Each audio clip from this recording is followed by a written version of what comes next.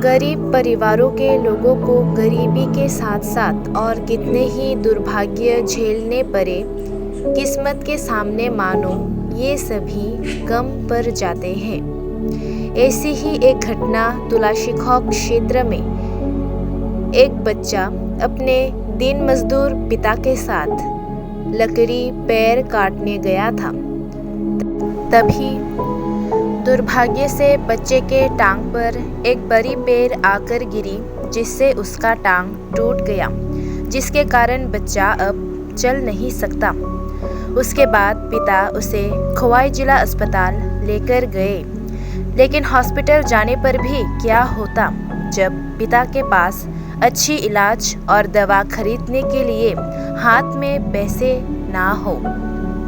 अब ये बेबस पिता गरीबी में कहाँ से लाए बेटे के लिए इलाज के पैसे। गरीबी से मजबूर पिता आप सभी दयालु लोगों से मदद की गुहार कर रहे हैं, इस आशा में कि उनकी मदद कोई ना कोई अवश्य करेंगे। अगर आप उनकी आर्थिक रूप से थोड़ी सी भी जितना हो सके मदद करना चाहते हैं तो स्क्रीन पर दिखाए गए बैंक डिटेल्स में ज़रूर संपर्क करें।